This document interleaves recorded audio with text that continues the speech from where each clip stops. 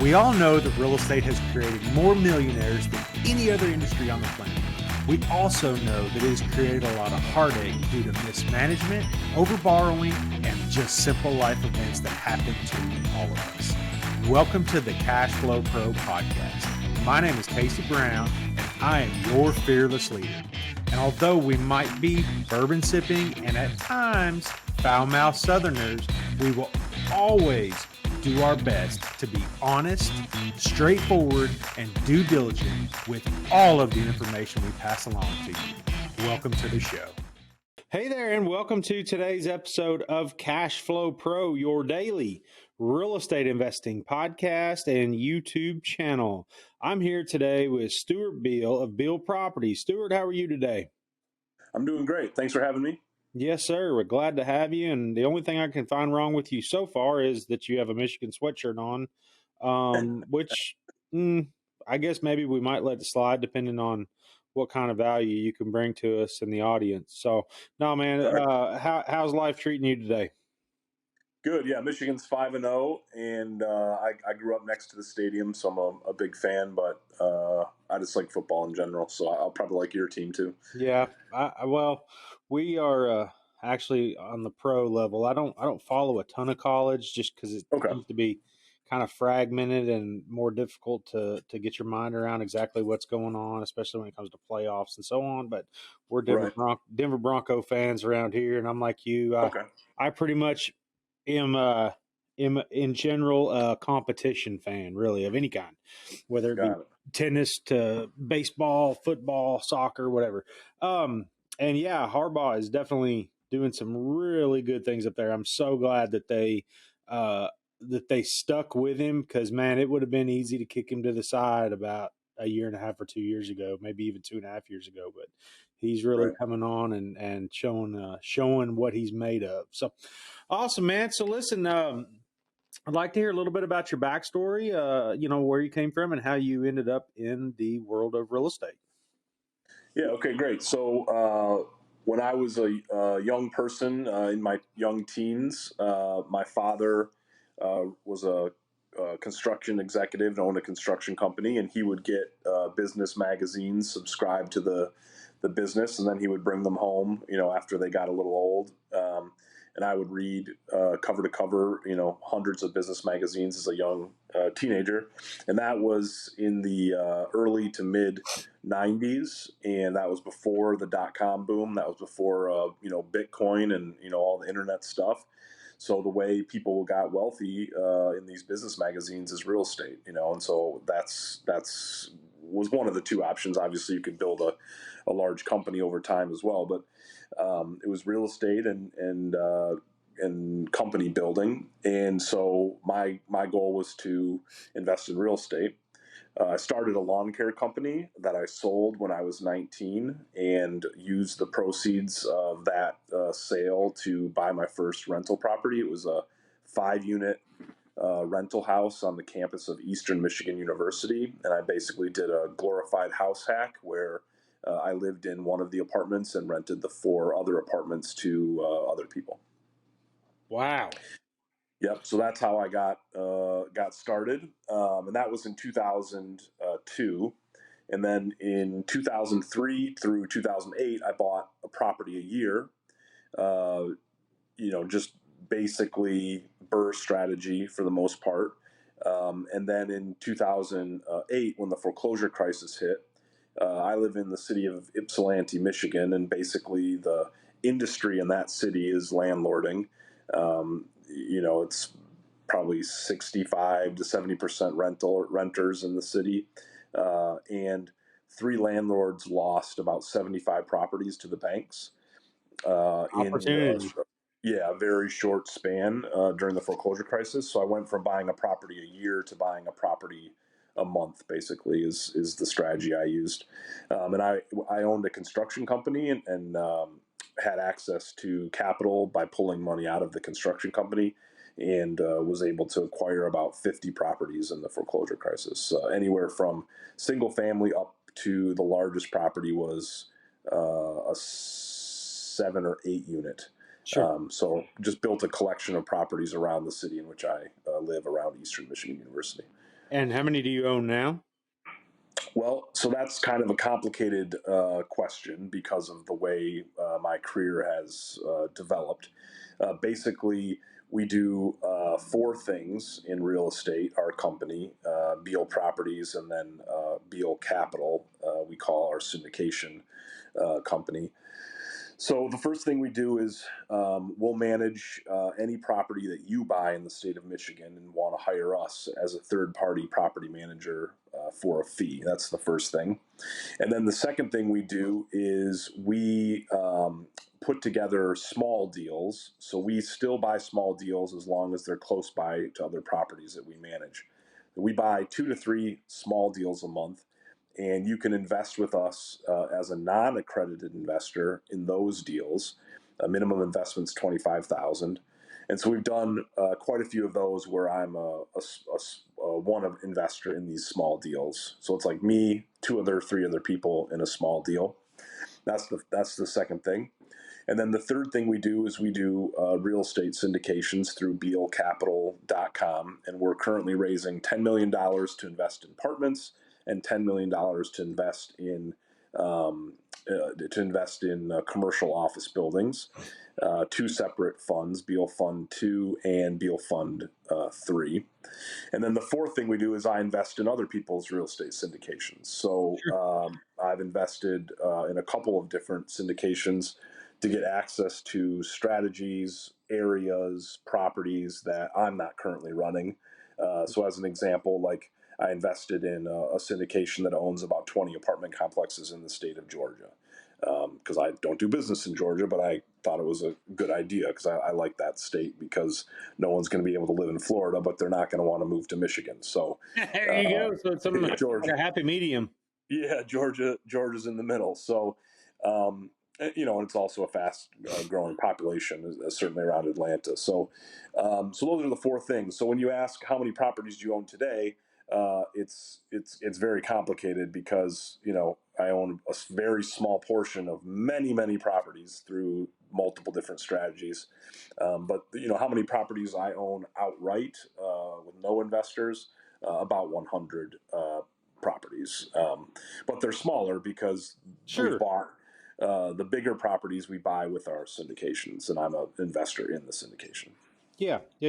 And that all makes sense. And you've taken the path of a lot of the guests that we've had on here, with the exception of the sale of the original mowing business, which truthfully, man, I mean, that's that's pretty sick. I mean, a good way to get started at 19 too. So based on your chronology or your timeline there, I was born in 81. I Okay. expect you're pretty close to somewhere in Yeah, that vicinity. 83. Yep, 83. Okay, Yep. so um, and there's something special about those 80s babies. I don't know. We were I don't know what it is, but no, I'm just kidding. The so it leads you, and you've got four different kind of facets of the business going on. I'd like to specifically talk about you investing in other people's deals, which is kind of, if I were to tier up everything you said, that's pretty much the top tier of what a lot of people want to know is what, as far as an operator goes, what are some of the things, or even the very first thing, and then the list after that of things you look for when vetting an operator on whether or not you want to invest your 50K with them? Yeah. Okay. Great. So if you want to invest in mid-size apartment buildings in the state of Michigan, you should invest with Beal Capital, myself. But if you want to invest in any of the other 49 states, unfortunately, I'm not running a strategy that you can invest in because I like to keep it close to home where I live. And so that's what I'm doing this year and 2023. 2024, maybe I'll do something different, but that's what I'm doing now. So if I want to invest in any other states, I need to find a partner or an operator who is going to take my 50,000, like you said, or 100,000 or however much you're going to invest, and invest it wisely. So what I'm looking for is a different strategy than I'm currently running. So I'm investing in 1970s or older apartment buildings with no amenities, very little amenities in cities that have no population growth, and we're doing a cash flow play. Okay, but Sure. what I'm looking for when I'm investing with someone else is I want to invest in an area that's got a high population growth. And cash flow is going to be lower because you're going to be paying a lot more for these properties per unit than you do in Michigan. We pay between 40,000 to 60,000 per apartment unit in Michigan, and some of the stuff that we do in the Sun Belt, you're well over 100, maybe even 150,000 a unit. Yeah, that's Yeah. hundreds like starting point. Okay. Yeah. It Okay. Great. seems like in the Sun Belt. I mean, Yeah. oh man, everything is so high right now, and it may just end up proving itself to just be high from here on. Like we could have set new base levels. I don't know. Yeah. So what I'm looking for is appreciation in a high growth area. So if I was in Denver this weekend, and I went to the University of Colorado in 2002. I hadn't been to Denver in 20 years, and I was just blown away by the size. The city's like basically doubled in size. Hmm. So that's something I would look to invest in. So that's like the strategy. And then in terms of the operator, which is what you really asked, you need to be investing with someone that has very good communication skills. So either they communicate with you routinely, so you don't have to ask, or some guys don't like to communicate as routinely as others, but they have to. I want someone that's going to be responding if I have questions. Okay, Right. so I invested with a guy in downtown Detroit once. I haven't been able to get a hold of him in 15 years. Now the checks do come uh, routinely, but then during COVID they stopped, and I wanted to know why. Like, why is this property performing worse than my properties? Couldn't get a hold of him. Can't get a hold of him. So I'm not going to invest with him again, obviously. Um, and so that's what I'm looking for is someone that has good communication, either routinely, like I know every 3 months I'm going to get a communication, so I don't have to ask, I don't have to wait, I don't have to wonder, I just get it, Yep. or someone that's responsive. So to me, my investors, I do a little of both. I tell them that every 3 months they're going to get a distribution if there's cash available and an update on their investment. Plus, in the meantime, if you have any questions, specific questions, you can email me. Now, if an Yep. investor says, "Hey, give me an update," I might say, "Oh, well, it's October 4th. I'm going to update you on October 15th anyway. So, wait for that general update." But if they have a Sure. very specific question, I can answer it. You know, hey, I drove by the property and it looks like the roof needs to be replaced. When are we replacing the roof? I'll say, "Oh yeah, we know that, and we were planning on it." I could Yeah. give a general answer like that. But if someone says, "Hey, give me a general update," I might say, "Well, just wait for the general update. I'm going to give you in 11 Yeah. days." And Type do thing. you find it best that people that are, or do you find it best that operators lay that groundwork kind of in the beginning, like say, Oh yeah, hey, we're going to have a bi-monthly meeting regarding this asset. And sometimes there may not be a ton of information available, but I will give you what I have. We will have pictures, we'll have a discussion, we'll have whatever. And then, so I just, my opinion is that you never take investors' money without previously laying out yeah, when they will hear from you. Because now, correct me if I'm wrong. I discussed this actually on yesterday's episode, uh, and when people are looking to make an investment, they want to know two things. They want to know when they're going to get their money back. Not even what it's going to make, but they want to know when they're going to get their money back, and they want to know how often you're going to communicate with them. yeah, And yeah. like So everything else is kind of like sprinkled above that, and it all comes down to those two things. And that's how, I mean, it just, so correct me if I'm wrong on that. yeah, no, that's exactly right. And so what we tell investors when they invest with us is, "Hey, look, we're going to have a couple hundred investors in this syndication. So we need to have really tight communication and expectations, and that is that we're going to update you every 3 months. I can't have multiple emails every single day from multiple hundreds of people asking. You don't get to operate then if you're doing all that. Right. Exactly. Right.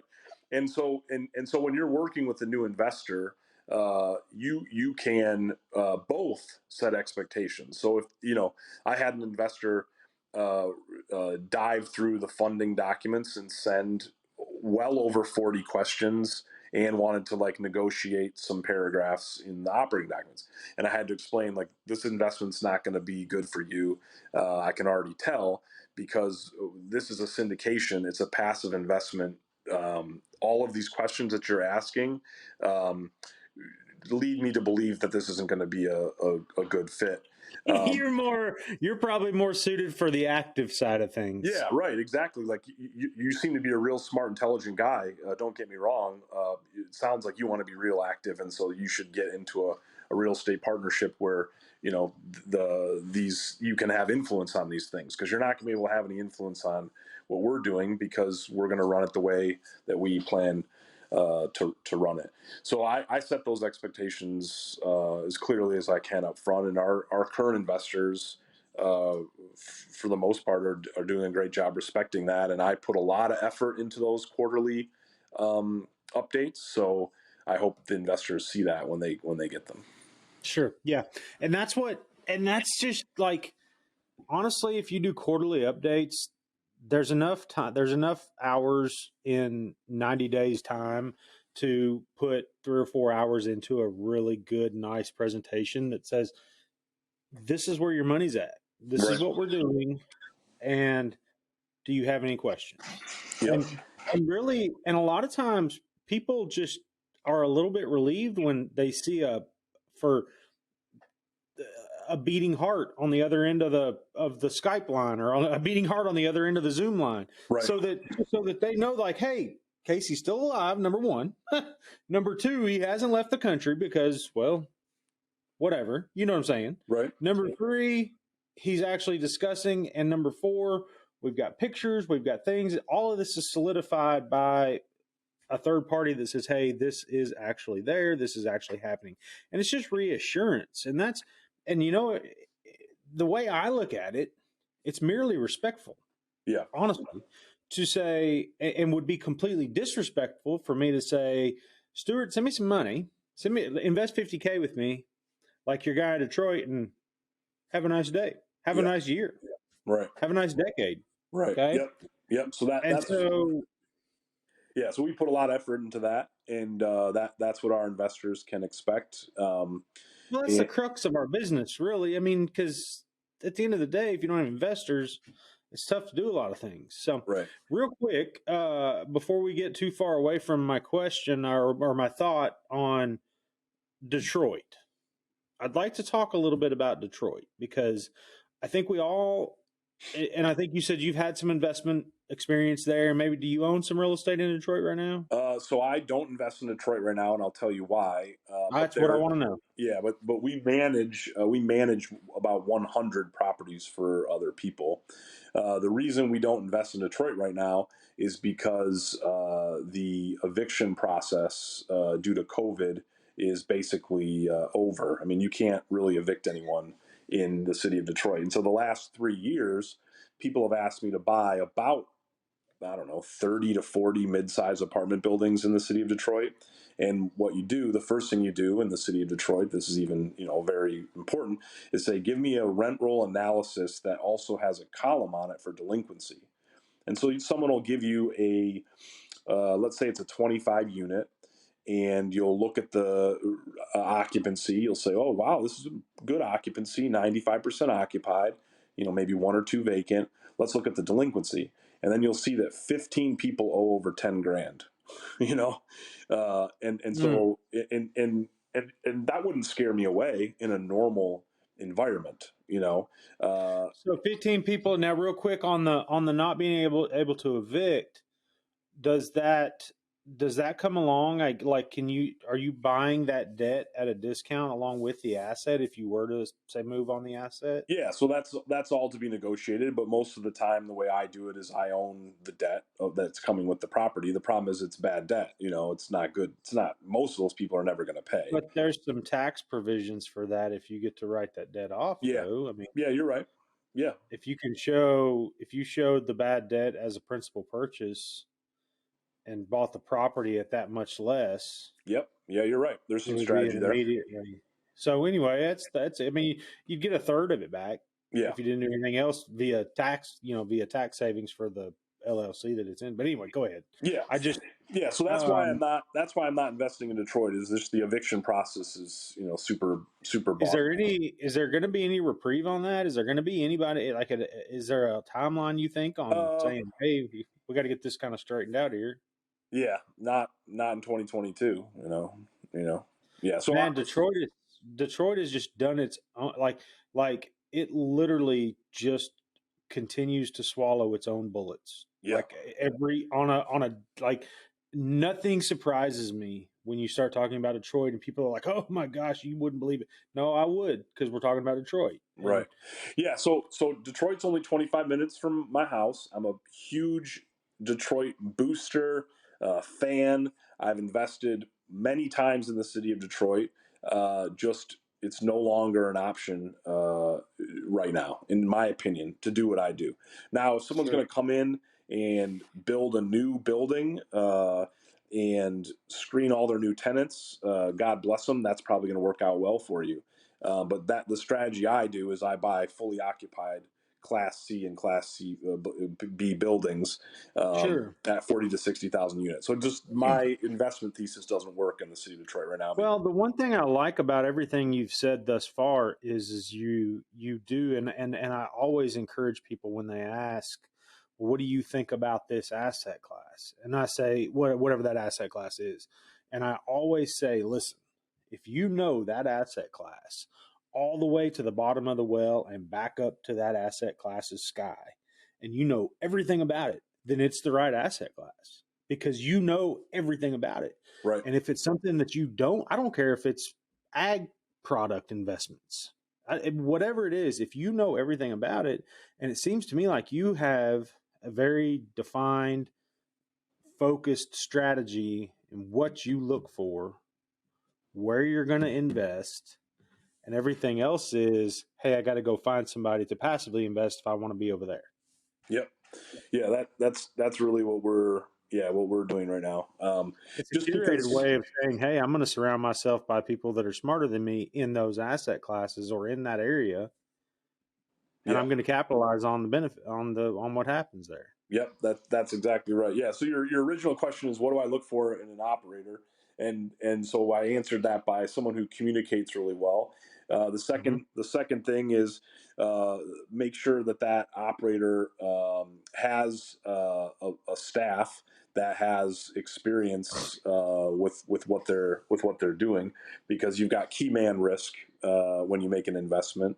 And then I also like to invest with operators that own the property management company, because um, you need to make sure that Vertically. the property management company is well aligned with the syndication, and so either the property management company is a partner in the syndication, or something vice versa. So those are the things that I look for in an Well, the operator. prime example of educating yourself is exactly my thoughts on the property management company and how I used to, when early on in my real estate career several years ago, I'd be like, why would anybody invest in an operator that also owned the property management company? It just to me was ripe for discrepancy. Okay, not necessarily saying anybody would have ever done anything wrong. Right. It's just ripe for discrepancy. But then little guy by the name of Joe Fairless told me out of his own mouth, he and I on a phone call, he said, once that dollar comes into my property management company, we have control of it until it lands in the investor's pocket. And that just like swept over me. I was like, okay. And he was right in the saying, if you, as long as you can account for every dollar and there is no discrepancy, and it lands more money in the investor's pocket, hey, just be upfront about it. We manage our own properties. End of story. Right.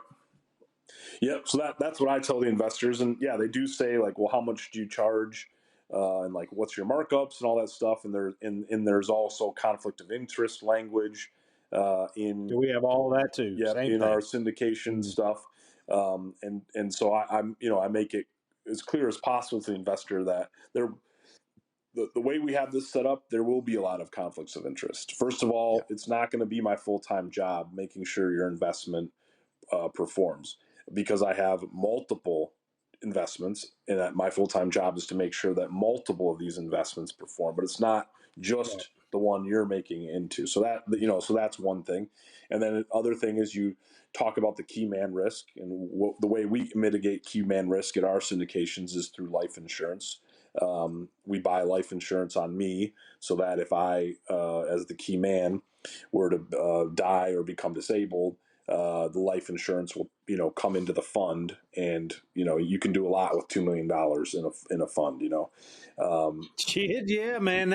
I like that, and that's the first time I've really heard anybody say that that's an active strategy. Yeah, I would do. I 'Cause you would. just make all you do is make that LLC the beneficiary. Right. Yeah, that's the way you do it. And then what you do is you have your attorney or some other trusted person take over the fund, and maybe they're not going to be raising new money and buying new properties, but this trusted attorney or whatever, armed with $2 million, can make sure that their investor, make sure the investors are well taken care of. If you have to sell properties, buy properties, refinance properties, that type of thing. But yeah, that's what we do. Is we the LLC, that's the syndication, buys the life and pays for the life insurance. It's very inexpensive compared to the risk you're mitigating, and then the beneficiary is the LLC. Yeah, that's the way we do it. And so and then you also need to make sure that there's other good team members, and since we own the property management company, we have about 60 staff members between the syndications and the and property management company, and so there's 60, 60. 60, yeah. So there's Wow. there's a robust staff taking care of these properties. Sure. Sure. Awesome.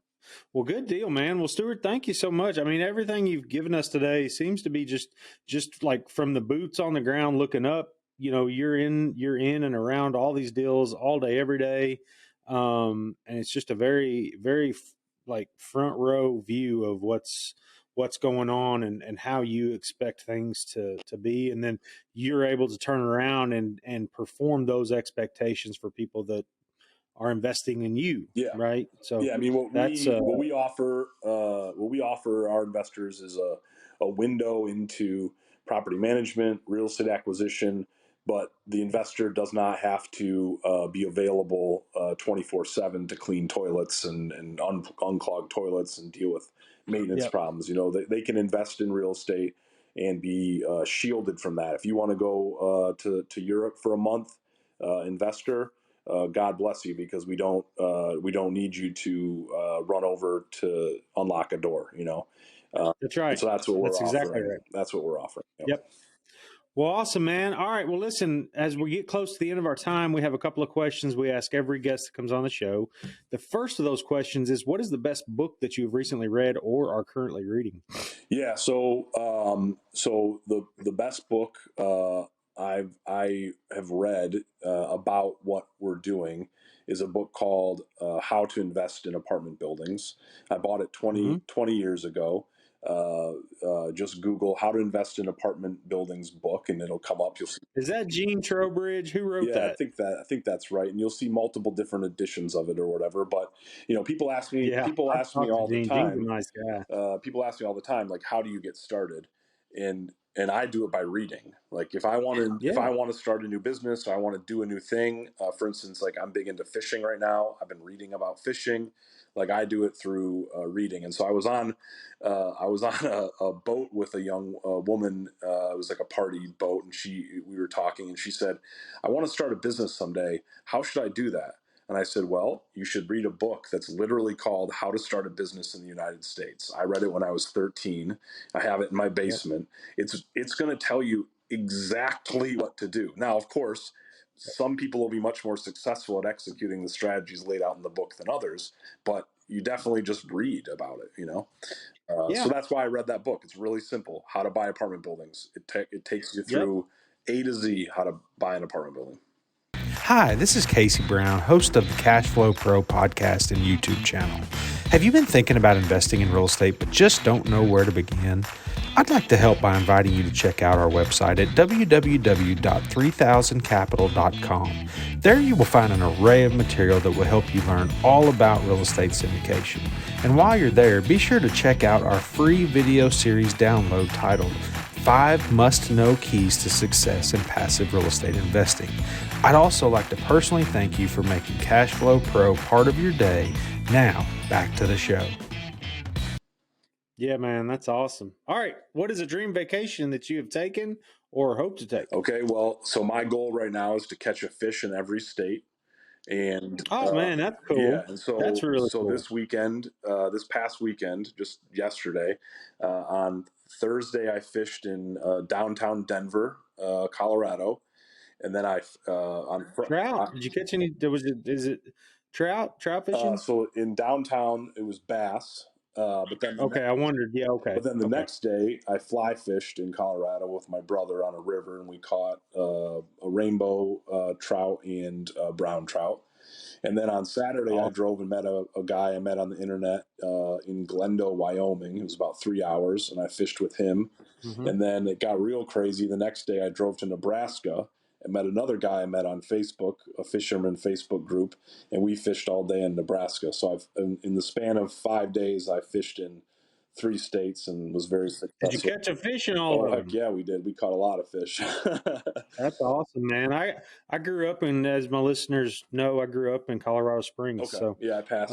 just south of Denver, and yeah, man, you know when you start talking about the expansion and the growth, I mean, they're like they've written the book on expansion and growth there. Yeah, So anyway, yeah, it was wild. well, awesome, Stuart. Listen, how can listeners reach out and get in touch with you? Or if they heard something that resonated with them, they want to find out more about you or Beal Properties or investing with Beal Capital. How can they reach out and get in touch with Yeah, you? okay, great. So my email address is sbeal, SBEAL, at gobeal.com. I'm also very active on LinkedIn and Facebook. You can send me messages through those sites.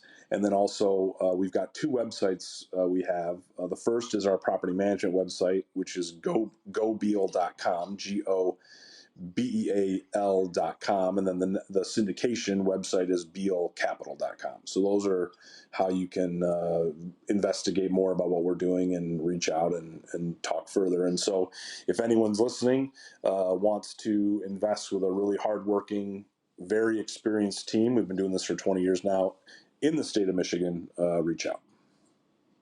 Awesome, man. That's great. And you know that Michigan real estate market is kind of like it's kind of like the redheaded girl in class. You know, every once in a while, it's great. When it turns bad, it does turn bad, but it always comes back. It's the most resilient, in my opinion, the most resilient real estate market there is in the country. Yeah, and we invest I, in multiple different cities around Detroit. Basically, everything's within like a 1 hour drive. So one other thing that is good for our investors is you can hop on a plane. We'll pick you up at the airport. We have an employee that works at our syndication company who will literally pick you up at the airport, drive you right to our office or right to one of your real estate investments, and you can touch and feel what you're doing a lot more than investing in some other people's stuff that's scattered all over or yeah, whatever. man, that's pretty cool. I think that's something this industry's been lacking. There's several things that you do that this industry's been lacking as far as realizing just what's out there and the margins that we're working with makes it where you could have somebody on staff full time doing something like that and not feel it at all? Yeah, so we've got at our syndication business, we have 4 full-time staff members, and then for accounting, we rely on the property management's accounting team. That's getting a little onerous right now. So one thing that we're going to be adding in 2023 is an accountant or two to the syndication team. Sure. But yeah, we've got 4 hardworking guys that are buying real estate full time. Awesome, man. Good deal. Well, listen, thank you, Stewart, for taking the time to be with us today. And listeners, as always, please head down, smash that subscribe button, and while you're there, leave us a review so that others may know what you liked, loved, and enjoyed about the CashFlowPro podcast. And Stewart, again, thank you so much for your time. I know it's tough sometimes to carve out, hey, what's going on? Almost 40 minutes now of your time to be with us. So want to thank you again for that. Listeners, thank you. I hope everybody has a wonderful rest of the day. CashFlowPro is hosted by Casey Brown, founder and CEO of 3000 Capital, a commercial real estate investment firm committed to providing its investors with ongoing cash flow and helping them build long-term wealth. If you enjoyed today's podcast, make sure to hit that subscribe button so you'll be notified about all our future episodes. You can find more information about us and our investment philosophy by clicking the link in the show notes below. Thanks for listening.